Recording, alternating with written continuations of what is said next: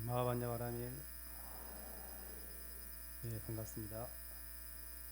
제가 금강정서에 와서 법문을 한 지가 한 달에 한 번씩 한 5년은 된 것 같은데 최고 많은 것 같아요. 갑자기 긴장되네.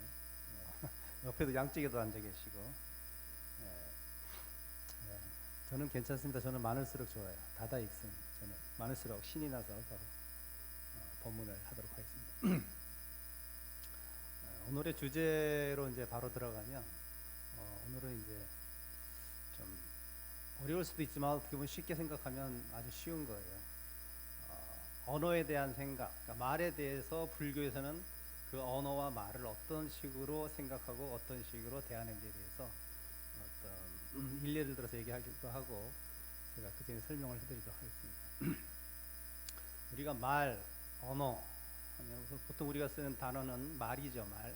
언어라는 건 너무 학구적인 것 같고, 말, 대화죠, 대화. 수단이죠. 불교에서는 이 말, 언어는 적을수록 좋다. 쓰지 않을수록 좋다. 이런 식으로 언어와 말을 대합니다.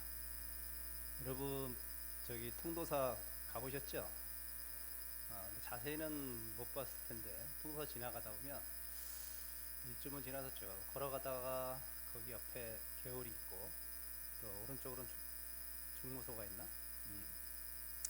거기 보면 이제 돌 기둥으로 두 개가 양쪽으로 있는데, 그 돌에다 뭐가 이렇게 새겨져 있어요. 그 돌에 기둥처럼 생겼는데, 높이는 뭐 한 2m 되려나? 양쪽에 딱 서 있는, 혹시 보신 분 계신가? 거기에 이제 뭐라고 써 있냐면, 뭐 입차 한문으로는 써 있죠, 당연히. 입차문내 막존지해, 이렇게 입차문내 막존지해 이렇게 써 있어요. 자, 이걸 해석하면, 쉽게 해석하면, 이 물에 들어오는 자, 이 문에 들어올 때, 입차문내니까 이 문에 들어올 때 막존지해, 막 뭐뭐 하지 마라, 뭐 존재할 때 그 존자예요. 그 다음에 지자는 말지자고, 해자는 지혜 해자가 아니라 풀해자, 뭐 풀해자라고 보통 얘기하고, 해탈할 때가 해자죠. 그러니까는 이 문에 들어올 때는 지혜를 내지 마라, 이런 뜻이에요. 아니, 지혜를 구하러 절집에 들어가는데 그 지혜가 여기서 그 지혜 좀 이따 설명하겠지만, 우리가 일반적으로 알고 있는 지혜가 아니에요. 우리가 보통 이게 사전에는 안 나오는 말인 것 같은데, 아르마리라는 표현을 써요. 불교 집안에서는, 불자 집안에서는 아르마리, 지혜를 아르마리라는 표현을 써요. 아르마리가 뭐냐요? 아르마리란 말 들어보셨나요? 예. 그러니까 지가 알고 있는 거야. 그냥 지가 알고 있는 것을 당연히 모든 사람들이 다 그것이 맞다고 생각하는 착각 속에서 생각한 것이 바로 아르마리야. 내 생각대로 일으킨 알미죠. 위험한 거예요, 어떻게 보면. 보통 사람들이 다 그렇게 살아가. 보통 사람들이 그 아르마리 속에 다 살아간단 말이에요. 어쨌든 이 문에 들어올 때는 지혜를 내지 마라, 이렇게 써있단 말이에요. 왜 그러면은 지혜를 구하고 우리가 삶 속에서 생각지 못한 어떤 삶의 지혜를 배우고 삶의 철학을 배우려고 절집에 가서 기도를 하고, 뭐 소원 성취도 있지만 기도를 하고 그러는데 왜 지혜를 내지 말라고 했을까? 첫 번째, 그렇게 돼 있고, 또 이제 스님들이 이제 강원에서 한참 공부할 때 마지막에 이제 4년 동안은 경전을 열람을 하잖아요. 예. 초발심 자경부터 끝에 대어 상년이라고 하죠. 밖에서 상년이라고, 우리는 이제 화엄반이라고 하는데, 화엄반에 가면 화엄경을 배운단 말이에요. 그게 이제 1대4 경전을 쫙 보는 거예요. 4년 동안 경전 공부를 한단 말이죠. 물론 이제 사상적인 어떤 깊이보다는 그 한문으로 되어 있기 때문에 그 석사하느라고 시간을 많이 보내긴 하지만, 어쨌든 한번 눈으로라도 어쨌든 화엄경까지 한번 싹 훑은단 말이에요. 자, 그래서 이제 어느 정도 부처님 말씀이, 물론 대승의 말씀이긴 하지만 그 말씀을 듣고 어느 정도 자기가 이제 불교에 대해서 대충, 말도 그대로 초자죠, 초자. 대충은 알고 있는데 이걸 더 훈숙시키고 이것을 이제 키워 나가려고 딱 선방에 가서 이제 앉으려고 하면 선배 스님들이 하는 말이 있어. 뭐라고 하냐? 사교 입선해라 이렇게. 사교 입선해라. 사자는 버릴 사자. 교를 버리고 입선, 선에 들어라. 아니 그동안 내가 열심히 4년 동안 어쨌든 부처님 말씀에 열람하고 그 말씀 속에서 내가 무언가 깨달음의 실마리를 잡고자 앉아서 내가 끙끙거려서 화두를 타파해야 되는데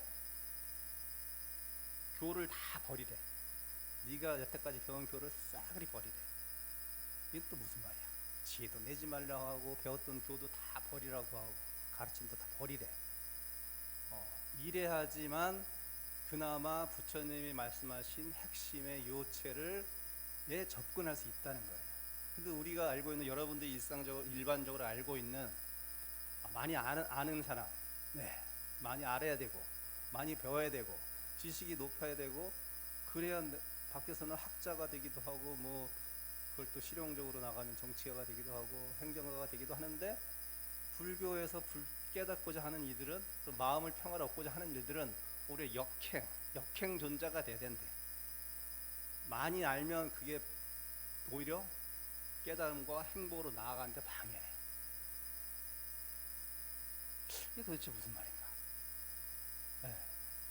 이제 그걸 오늘 이제 스님이 이제 왜 불교에서는 그것을 버려야 되고 멀리 해야 되는지를 이제 이렇게 잠시나마 생각해 볼 시간을 갖도록 하겠습니다. 이런 아마 여러분 기억이 있을 거예요. 분명히 10여 년 전에 나는 이러한 기억을 갖고 있는데 그때 같이 경험을 공유했던 누군가는 나와는 반대로 기억을 하는 수가 많이 있죠. 없나요? 아니, 예를 들면 나는 분명히 내 동생을 아끼고 사랑해 준 것 같은데 그 녀석은 어른이 돼서 나한테 한다는 말이, 형 그때 언제 나 때렸잖아. 엄마 그때 나 때렸잖아. 애들은 왜 그러한 기억만 갖고 있지? 근데 엄마는 전혀 기억이 없고 형도 전혀 기억이 없어. 왜? 나는 그때만 사랑의 매라고 생각했을 것이고 사랑의 조언이라고 생각했을 텐데 그 받는 입장은 반대로 기억하는 거예요. 그래서 아주 유명한 영화가 있어요, 여러분. 오수정이라는 영화가 있어요. 오수정. 남녀가 이제 연애하는 단순한 어떤 영화이긴 한데 굉장히 시사하는 바가 있어요. 못 보신 분 한번 가서 보세요. 연애를 하는데 나중에 헤어지죠. 헤어지면서 그 과거 그 남자와 연애했던 어떤 상황을 이제 기억을 하는 거예요. 근데 남자가 기억하는 것과 여자가 기억하는 상황이 다 달라. 그걸 이렇게 따로따로 보여주는 영화거든요. 왜 다르죠? 하나에 일어난 과거의 사건은 하나야.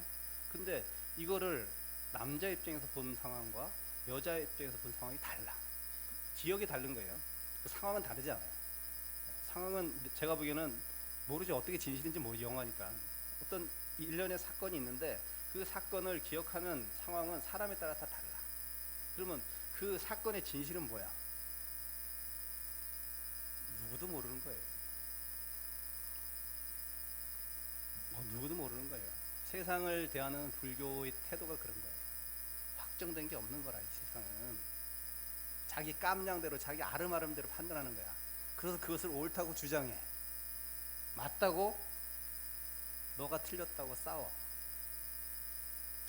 이러면 마음이 편할 수가 있나?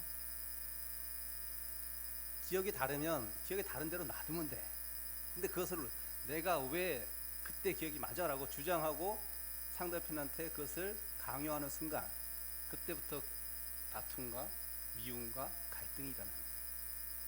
그렇기 때문에 내가 마음 평화로울 수가 없어. 행복할 수가 없어. 그럼 마음의 평화와 행복을 찾으려고 우리가 공부를 하는 건데, 그렇다면은 그러한 여태까지 내가 알고 있는 그 태도들을 좀 버려야 되지 않을까? 그쵸? 그 버려야 되는 것을 그냥 버려야지 된다고 버려지나요? 안 버려진단 말이죠. 그럼 어떻게 하면 버려질까? 방법 없어요. 왕도 없어요. 끊임없이 자기 성찰해야 돼. 끊임없이 자기 생각을 점검해야 돼. 끊임없이 자기 행동을 알아채야 돼요. 이거밖에 답이 없어요. 답이 없어요. 그러다 보면 무언가 알게 될 때가 있는데 그 무언가 알게 된 건 스님도 잘 몰라. 예. 그렇지만 분명히 무언가를 알게 될 거야. 그 다음부터는 다투는 것도 의미 없고 사랑하는 것도 크게 의미 없고 그냥 그 순간에 주어진 인연에 충실할 뿐이에요. 왜? 우리는 삶을 살아나가야 되기 때문에. 태어났잖아. 태어났으면 살아야지. 네, 살 때는 필요한 게 많아요. 가질 수 있어. 소유할 수 있어. 네, 필요한 만큼 가지면 돼. 그리고 필요한 만큼 쓰다가 죽으면 되는 거예요. 네, 그거를 미래를 위해서 저축을 하고 모으고 굉장히 좋은 말 같지만 저축해서 모아서 누구 좋은 일 시키려고요? 네? 다 쓰세요. 집도 남겨줄 필요 없어. 다 써요. 지들은 알아서 다 살아나가. 네, 요즘엔 그런 것도 있잖아요. 집을 담보로 잡혀서 그걸 갖고 매달 얼마씩 받아. 이거 아주 좋은 제도 같아요. 네, 그러면 내가 죽고 나서는 그거는 이제 은행에서 가져가는 거야. 자식들이 가져가는 게 아니야. 아주 좋은 제도 있으면 집 있는 분 한번 써먹고 자식들한테 줄 필요 없어요. 내가 다 쓰고 가는 거라. 그런 분들의 인연은 또 따로 있으니까. 그래서 자, 근데 생각해봐요. 그 기억이라는 것. 그 기억은 무엇에 의해서 형성되죠? 눈으로 보고 귀로 듣고 경험한 것에 의해서 뇌 데이터에 쌓이는 거잖아요. 쌓이는 거죠. 눈으로 우리가 그러니까 데이터를 받아서 저장하는 창구가 뭐냐면 과학적으로 그냥 쉽게 얘기하면 눈을 통해서 보고 귀로 통해서 듣고 입을 통해서 맛보고 코로 통해서 냄새 맡은 이 모든 것을 종합적으로 해서 자기화 시켜서 머릿속에 내장된 게 기억이란 말이에요. 자, 그러면 여러분 기억은 그렇게 형성되는 건데 입력이 잘못되면 어떻게 돼요? 기억이 잘못되는 거예요. 입력이 잘못되면 기억이 잘못 저장되는 거야. 오류가 생기는 거예요. 자, 근데 부처님이 하신 말씀은 간단하게 하면 그거예요. 네가 보고 듣고 느끼고 냄새 맡고 맛본 그것이 참말로 네가 보고 봤을 때 제대로 본 것이고 들었을 때 제대로 들은 것이고 맛볼 때 제대로 맛본 것인지 그거 누가 확신해? 누가 확신할 수 있어?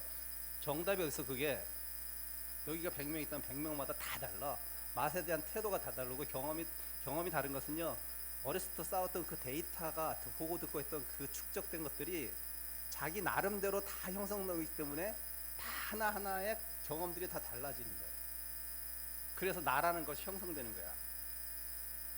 근데 그 나라는 것에 형성된 그 최초의 원재료인 진료, 우리가 보고 듣고 냄새 맡고 맛보는 그 모든 것이 부처님은 잘못됐다는 것이 아니라 네가 그것을 제대로 파악하고 알고 있는 그대로 입력이 안 됐기 때문에 잘못됐다고 하는 거죠. 따지고 잘못된 것도 아닌데 제대로 보고 제대로 듣고 제대로 느끼지 못하는 것을 제대로 보고 제대로 듣고 제대로 느꼈다고 착각 속에서 살아가는 게 우리라는 거죠. 그래서 불교를 공부하는 사람들은 뭐 수행자라고 보통 얘기해요. 여러분도 수행자야 다. 수행자들은 그러한 내가 보고 듣고 느끼는 것에 대한 의심을 할 줄 알아야 됩니다. 이것이 진정 올바른가? 자기 반성을 하는 거예요. 내면화시켜서 자기 반성을 되면 내가 본 것이 꼭 내가 본 것이 맞지 않다는 것을 느껴요. 사실은 인간은 다 자기 욕망대로 바라보는 세계를 욕망이 개입된 것을 몰라. 욕심이 많은 사람일수록 몰라. 아직과 고집이 강해지는 거야. 나이 먹으면. 그래서 왜?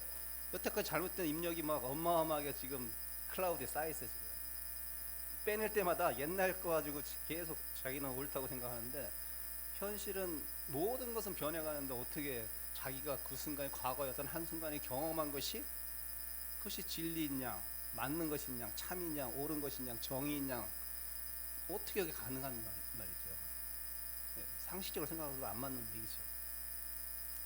자, 그래서 그러면 이제 방법론이 여러 가지 방법론이 있어요. 그럼 어떻게 그러면 올바로 입력을 시킬까? 라고 했을 때 방법을 이제 여러 가지 찾아야 되는데 부처님이 찾으신 방법, 특히 이제 옛날 중국 선사들이 찾은 방법 뭐냐면 그냥 생각하지 마. 보는 거 줄여. 듣지도 마. 근데 살면서 보고 듣는 걸 어떻게 안 듣고 안 볼 수가 있나요? 그렇죠? 쉽지 않으면, 그래서 여러분이 공부가 쉽지 않은 거야. 왜 스님들이 산속으로 들어가? 왜 머리 깎고 산속으로 들어가? 산속으로 들어간다고 사람 안 만나? 문화생활 안 하나? 그나마 덜 하는 거야. 덜 보고 듣고 입력되는 게 적어. 오류가 적어지는 거야. 점점점 일부러 자기 고립화 시키는 거야. 사실은 스님들도 자기 고립화. 그러면 내가 지금 보고 듣는 것이 현저히 줄어버려요. 양이. 지금은 뭐 저 산속에 들어가도 유튜브도 다 볼 수 있긴 하지만 산속 스님들이 공부하러 들어간 이유가 여러 가지가 있지만 그 중에 하나는 입력이 많아지면 오류가 많으니까 입력을 최대로 줄여보자. 그거예요. 그래서 옛날 선사들이 아까도 얘기했지만 찾은 방법은 적게 듣고 적게 보고 적게 먹고 적게 자고 이거 답이 뭐 어쩔 수가 없어. 이 몸뚱아리를 육신을 유지하려면 어쩔 수 없이 최소한의 것만 하자 이거예요. 죽을 순 없잖아. 그렇다고. 그러니까 최소한의 것만 해보자 하는 거예요. 그 최소한의 노력을 하는 게 불교 수행이에요. 다른 게 뭐가 있어? 없어. 크게 없어. 방법은 없어요. 현실에서 여러분이 할 수 있는 것은 되도록이면 많이 보려고 하지 마십시오. 많이 들으려고 하지 마십시오. 그러면은 마음이 편안해져. 많이 보는 순간부터 그래서 이게 참 인간의 몸이라는 게 참 오묘한 것이 나이 먹으면 귀가 멀어. 나이 먹으면 눈이 멀어져. 시력이 약해진다는 거예요. 기도 청력도 떨어지고. 이게 정상인 거야. 왜 수술을 또 해? 거기다가 녹내장 수술 해가지고 또 눈이 더 좋아지고 귀도 또 어떻게 보청기 껴가지고 더 그러면 그동안 쌓인 데이터가 그렇게 많은데 얼마나 또 보고 듣는 거 간섭하고 싶겠어. 그러니까 잔소리가 많아지는 거예요. 말이 많아지는 거예요. 그래서 왜? 얘가 경험치가 20년밖에 안 된 사람과 60년 경험치가 있는 내가 보이는 게 더 많지 사실. 그러니까 20년밖에 안 된 그 애한테 잔소리 할 수밖에 없는 거예요. 구조적으로 그렇게 돼 있어요. 그러니까 여러분은 나이 먹어서 눈 나빠지면 그대로 놔두세요. 안 보이면 안 보이는 대로 그냥 잘 살아. 그냥 그 사물만 얼굴만 분간했으면 상관없어요. 귀도 적당히 들으면 돼. 너무 그렇게 막 근데 눈도 좋아지고 귀도 좋아지게 막 이렇게 애쓰고 살지 마세요. 힘들어져. 그러면 본인만 힘들어져. 괴로워진단 말이에요. 저는 쉽게 얘기했지만 옛날에 선사 스님들은 그렇게 친절하지 않았어요. 친절하지 않게 우리한테 가르쳐줬어. 근데 사실은 풀면 그러라는 얘기예요. 그렇게 살아야지 네가 마음 편하게 살 수 있고 행복하게 살 수 있고 깨달을 수 있다고 얘기하시는 거예요. 자, 그 말씀의 하나가 오늘 이제 제목이 이겁니다. 다원다려 전불상응이라는 요거 가지고 오늘 얘기할 건데, 다원다려는 것은 말이 많고 생각이 많으면 전불상응 도리어 서로 응하지 못하게 된다. 도에 빨리 다다르지 못한다는 얘기예요. 서로 응하지 못한다는 게 말이 많고 생각이 많으면 우리하고 생각은 좀 다르죠. 밖에서는 지식을 쌓아야 되고 생각도 좀 깊이 있게 고려해서 해야 되고 이렇게 해야지 굉장히 현명하고 지혜로울 것 같은데 오히려 불교 공부하는 데선 도를 깨우치는 데 있어서는 마음이 평화롭게 하기 위해서는 오히려 말수도 줄이고 생각도 줄이고 말도 적게 하라는 거예요. 그게 바로 이 내용이에요. 자, 풀어볼까요? 불교를 따르는, 오늘은 너무 길게 하면 안 되니까, 불교를 따르는 불자들에게 가장 주의할 일이 언어를 대하는 불교의 태도일 것이다. 옛날 선사들이 일러라 그렇게 물어요. 대답해봐 이렇게 얘기하면 그거 대답하잖아요. 그럼 몽둥이가 날라옵니다. 30방 그냥 맞아요. 빠바바바. 아니 분명히 일러라 그래놓고 말하면 때려. 이 도대체 무슨 얘기야? 왜? 자, 사회적 통념의 언어에 대한 생각과 불교에서 말하는 언어에 대한 생각은 사뭇 다르다. 그래서 불교에 친숙하지 못한 일반인들은 조사 스님들의 어법에 당황하기 마련이다. 자, 예를 들어볼까요? 수산 성념선사가 죽비를 들고 대중에게 말했다. 자, 대중들이여, 이제 죽비를 딱 들었어. 대중들이여, 이걸 죽비라고 부르면 죽비라는 모습에 걸리는 것이고, 그렇다고 해서 죽비라고 부르지 않으면 그것도 역시 죽비가 아니라는 모습에 걸리게 된다. 대답해봐. 자, 그래서 이걸 좀 풀어서 밑에 또 어떤 스님이 무문 해계선사가 또 이렇게 했어요. 자, 죽비라고 부르면 집착이고 죽비라 부르지 않으면 등지게 된다. 모른다는 얘기죠. 자, 말이 있어도 안 되고 말이 없어도 안 된다. 속히 말해봐라. 법상에서 올라가서 그렇게 하는 거야. 야, 이거 죽비야. 자, 근데 죽비라고 얘기도 틀리고 죽비 아니라고 해도 틀려. 자, 뭐라고 할 거야? 얘기해봐. 갑자기 생각이 딱 멈춰. 뭐지 이거? 둘 중에 하나가 돼야 되는데 기면 기고 아니면 아니지. 이 양분법 중에 우리가 너무 삶이 익숙하다 보니까 뭔가 확정적으로 뭔가 이게 딱 있어야지 이게 뭐 얘기가 되고 대화가 되는 건데, 아니 이러지도 말고 저러지도 말라면 막 생각이 딱 멈춰요. 순간적으로 생각이 멈춰야지 지혜가 나오는 거야. 사실은 많이 생각한다고 지혜가 나오는 게 아니란 말이에요. 여러분 착각하고 있는 거야. 생각을 골똘히 하면 진짜 좋은 지혜가 나올 것 같죠. 좋은 방법이 나올 것 같죠. 오히려 멍 때리고 있다가 좋은 생각이 떠오른다니까. 희한하죠. 네. 우리는 언어에 의해서 삶을 살다 보니 언어는 뭐예요? 분별적인 작용밖에 할 수 없는 것이 구조적으로 그래요. 이것과 남자 여자 검고 하얗고 뭐 다 이런 식으로 다 이렇게 분별을 해야지만 우리는 뭔가 인식하고 알고 입력되니까 언어는 그런 역할을 하는 것밖에 안 된단 말이에요. 근데 우리는 그 언어를 통해서 세상을 바라보고 세상을 이해하고 인간을 이해했기 때문에 무언가 빨리 확정을 해야 돼. 불안해. 네. 머스마들끼리 만나면 서열을 빨리 정해야 돼. 아니면 싸워. 서열 정할 때까지. 맨날 마운팅 하잖아, 이 강아지들이. 걔네들 똑같아요. 서열을 정해야지 얘네들이 마음 편안한 거예요. 그래서 분란이 없고, 아니면 마운팅 안 하고만 평화롭게 산다? 아니, 이건 불가능해. 특히 짐승들, 강아지들 사이에서. 걔네들이 맨날 마운팅 하는 게 서열 빨리 정해서, 야, 우리 딱 네가 1등, 2등, 3등 정해서 그냥 이대로 가자. 서열 이렇게 빨리 정하는 거예요. 남자들도 마찬가지고. 예. 이 세상은 다 그렇게 구조적으로 이루어져 있는데 그걸 하지 말래, 불교에서. 그게 괴로움의 원인이고, 예. 근데 그걸 안 할 수는 없는데, 사회생활 하다 보면 하긴 하는데, 거기에 대해서 너무 그렇게 1등이 진짜 1등이냐 착각하지 살지 말라는 거예요. 돈 많은 사람이 내가 돈 많다고 의시되지 말라는 거지. 예.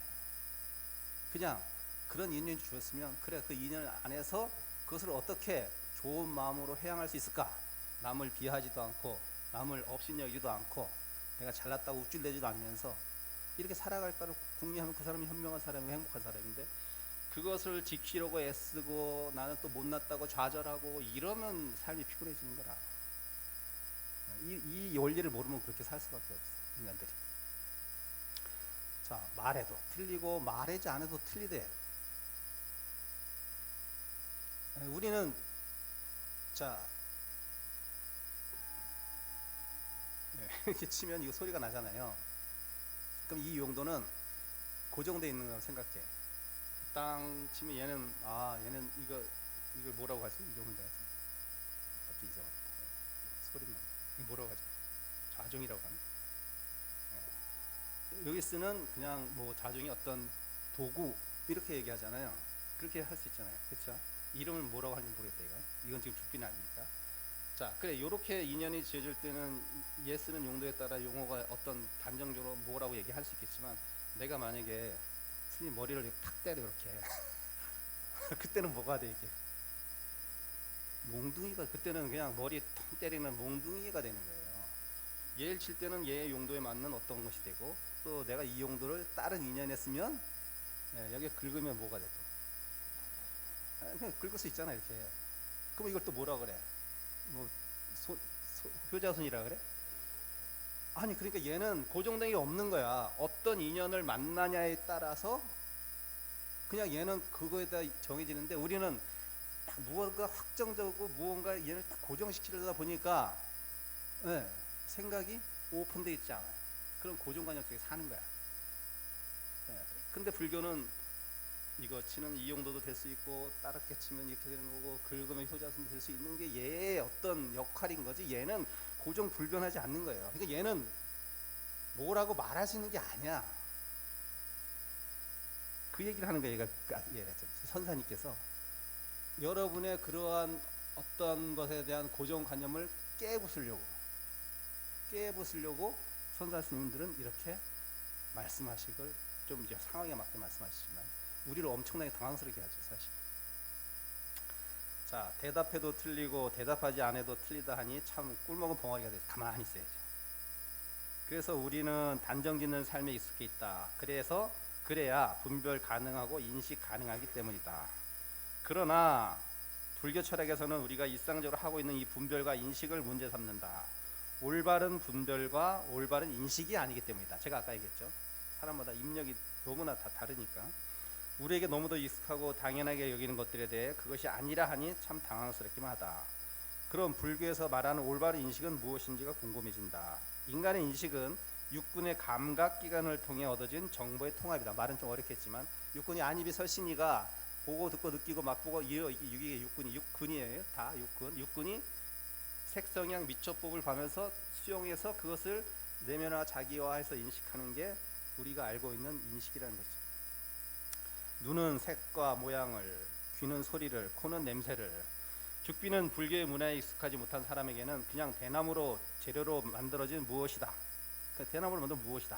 모르니까 막대기라 해도 무방하고 때로는 등을 두드리는 용도의 것일 수도 있다. 정해진 바는 없다. 대상을 구별하라는 욕구를 일으키는 쪽에서 바라본 결과로 드러난 게 그냥 그런 것이다. 하지만 불교 문화에 익숙한 사람에게 그것은 단지 죽비일 뿐이다. 그럼 죽비인가 몽둥이인가? 뭐라고 얘기할까요, 여러분? 죽비예요, 몽둥이예요? 내 입장에서는 죽비, 불교를 모르는 사람 입장에서는 몽둥이. 그럼 죽비가 맞는 거야, 몽둥이가 맞는 거야? 어느 게 맞아요? 빨리 얘기해봐. 얘기해봐. 모르죠? 둘 다 만든 거야. 둘 다 틀린 거야. 그렇게 대답할 수 있어요. 네. 보여지는 것들을 보여지는 모습대로 단정적으로 규정할 수 없다. 인간의 인식은 사물의 본질적인 모습이 아니라 육군의 감각이라는 필터를 통해서 1차로 오염됐다고 표현했어요. 오염됐고 또 기억의 저장소라고 할 수 있는 육입처, 육내입처라고 하는데 육내입처에서 의해 조작된 모습으로 드러나기 때문이다. 1차로 정보가 오염되고 또 기억이 오염돼 있어요. 근데 이것을 다 옳다고 생각하네. 이게 아르마리다. 입차 문내 막존지혜 할 때 그 지혜가 아르마리가 바로 이런 걸 버려라 이거야. 네가 갖고 있는 생각을 다 내려놔라. 그리고 들어와서 공부해라. 이 절에 올 때는 싹 내려놔. 신분이고 뭐고 딱 내려놔야 돼. 내가 고위 공무원인데 주지스님 나와서 나를 마중 나와야지. 예, 저도 요즘에 마중 나가요. 국회의원들 많이 오거든요. 예, 제가 의전을 한단 말이에요. 예, 근데 그분들 그냥 겸손하시더라고. 의시한대요. 인사하고 악수하고. 어쨌든 그렇게 무언가 내가 그 절집에 들어올 때는 이런 내가 갖고 있는 신분, 생각도 다 내려놔야지. 그래야 공부가 될까 말까인데 이런 상이 꽉 차서 온다거나 진짜 너무 또 그렇다고 너무 또 이렇게 자기를 낮춰서 오는 것도 안 되고. 그래서 자기가 갖고 있는 남자라는 생각 또는 여자라는 생각 뭐 이런 모든 것을 되도록 내려놓고 와서 공부를 시작을 해야 되는 거죠. 내가 이 절에 20년 다녔네, 30년 다녔네, 40년 다녔네. 이러면 공부 안 되는 거예요. 버리려고 내가 지금 공부하는데 무슨 자꾸 또 싸. 거기다가 또 싸. 와서 절집 와서 또 쌌네. 싼 것도 많은데 또 싸. 이러면 공부가 진짜 힘들었어요. 과거의 한 사건에 대해 진술되는 내용이 다른 것은 과거의 기억이 욕망에 의해서 오염되어 있기 때문이다. 그런데도 우리는 마치 그 기억이 사실인 양 착각한다. 투영된 사물이 오염되고 기억에 의해 조작됐다 수 있다는 사실을 우리는 알아야 한다. 그래서 불교에서는 늘 열려있는 사고를 할 것을 강조한다. 육조단경에 무념무종이고 무상위체며 무주무본의 깨달음으로 근본한다. 육조단경은 육조 해능 스님의 일대기를 적어놓은 경전이죠. 거기에 근본이 무념무종, 무상위체, 무주무본이라고 해요. 자, 이게 현대말로 해석하면 이런 거예요. 생각이 많을수록 어긋날 가능성이 높고 보는 것이 많을수록 선입감만 높아질 수 있으며 생각과 태도가 고정되어 있을수록 불평과 갈등은 높아지기 때문이다. 그게 그 말이에요.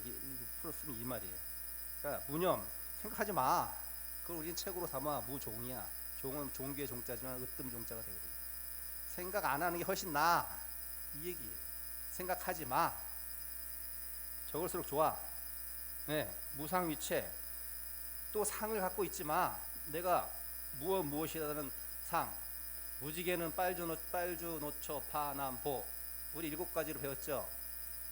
다른 나라는 4가지 색깔밖에 없어. 진짜로. 그러면 7개의 색깔이 무지개 본체야. 4가지 색깔이 무지개 본체야.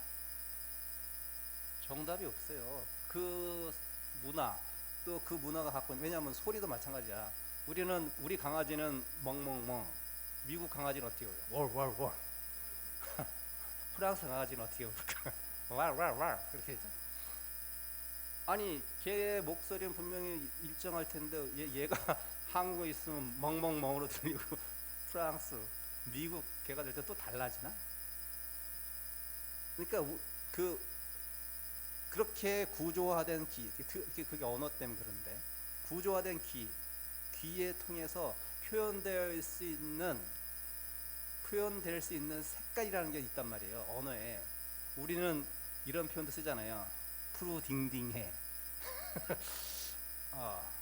이게 무슨 색깔이야 도대체? 미국에서 어떻게 표현해 이거? 이게 무슨 말이지? 소설에 우리 한국 소설이 나왔어. 근데 거기에 푸르딩딩한 뭐라고 표현을 딱 하는데 이게 미국 작가가 한국말을 좀 할 줄 아는 사람이 해석을 해야 되는데 어떤 색깔로 해석을 해야 되나? 왜 걔는 푸르딩딩이 없거든. 그리고 이거 푸르딩딩은 있는 거야 없는 거야? 그러니까 이 언어라는 것이 이렇게 실체를 있는 그대로 드러내줄 수가 없는 거예요. 근데 마치 우리는 언어가 그렇게 푸르딩딩한 것처럼 있는 것처럼 아니야. 왈왈왈 멍멍멍 다 달라. 인연에 따라서. 자, 그러니까 상을 갖지 않아야 돼. 무언가 상을 갖지 않아야지 내가 깨달을 수 있는 거야. 그래서 그게 뭐냐? 우리는 무상 무체다. 그것을 최고로 지금 본체로 삼다 이거야. 상이 없는 걸 우리는 본체로 삼어. 이래야 깨달을 수 있어. 이 얘기를 하시는 거예요. 그 다음에 무주무본. 뭐 주인공이라고 할 수도 있고 뭐 여러 가지 해석 가능하겠죠. 우리는 주인이 없는 것을 본체로 삼어. 있다는 생각 갖지 않아. 예, 이것도 되고 저것도 될 수 있고 유연해 사고가. 그래야지 내가 깨달을 수 있는 거야. 이걸 육조당에서 말씀하신단 말이에요. 계속 반복해서. 그렇다면 오히려 바보같이 사는 것이 현재의 삶은 아닐까. 그래서 옛날에 절에서 옛날 스님들은 그런 말씀 많이 하셨어요. 야 이놈아, 그냥 모르는 바보처럼 절집에 살아야지 오래 살 수 있어. 그냥 깨달을 수도 있고.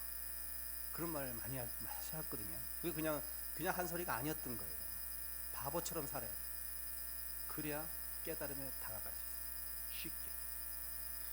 옛날에 어머니들이 고된 시집살이를 견딜 수 있었던 것은 기머거리 3년, 벙어리 3년의 인고의 시간을 감내했기 때문에 가능한 것이 아니었을까.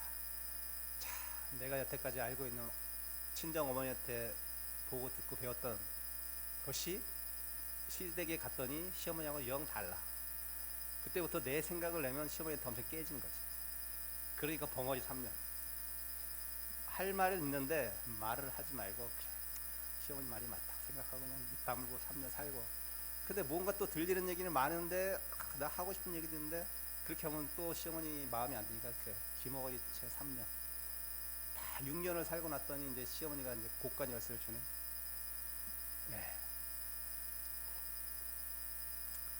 이게 단순히 우리는 경험에 의해서 나온 말들이긴 하지만 굉장히 진리를 담은 얘기잖아요. 공부도 그렇게 해야 되는데. 공부도 알아도 모르는 척, 몰라도 아는 척. 이렇게 해야지가 공부가 될까 말까인데 아는 게 있으면 그것을 드러내려고 어쨌든 애쓰고 나 좀 알아주세요 라고 막 이렇게 하면 공부는 오래 또 거꾸로 가는 거야. 그래서 절집에 왔을 때는 어떤 같이 신심 있는 어떤 보살님이 이제 따님을 이제 불자로 만들려고 하면서 절을 시키고 절에 데려오면서 이렇게 말씀하셨대요. 너는 절집에 가서 밥도 먹지 말고 와. 절집에 가서 밥도 먹지 말고 와. 그럼 뭐 딸내미 물어봤을 거예요. 왜요 엄마? 그래. 절집에 가서는 무조건 복을 짓는 거지 모아서 갖다가 먹고 소비하고 낭비하고 이렇게 오는 게 아니야. 절집은 무조건 보시하고 오는 거야. 동의 못하겠지 지금. 뭐 극단적으로 물론 이제 시어머니께서 말씀하시긴 하지만 그 정도로 그러니까 무언가 내가 이 절에 올 때는 흔적을 남기지 마라 이거예요. 내가 절에 왔다 갔다는 흔적을 남기면 안 돼. 근데 뭔가 내 존재감을 드러내려고 하는 분들이 많아. 그러면 분명히 또 존재감 드러내고 싶은 보살님 또 있거든. 그럼 둘이 부딪힙니다. 내 존재감이 크다, 네 존재감이 크다. 공부는 그렇게 하면 거꾸로 가는 겁니다. 그것만 아세요. 조용히 왔다가 조용히 가는 거예요. 아셨죠? 네, 저도 조용히 가겠습니다. 12시니까. 네, 끝내겠습니다. 고맙습니다. 네, 벙어리처럼 기머거리처럼 이라는 주제로 감로수와 같은 큰 깨달음을 주신 석두 스님께 감사와 찬탄의 박수를 부탁드립니다. 고맙습니다.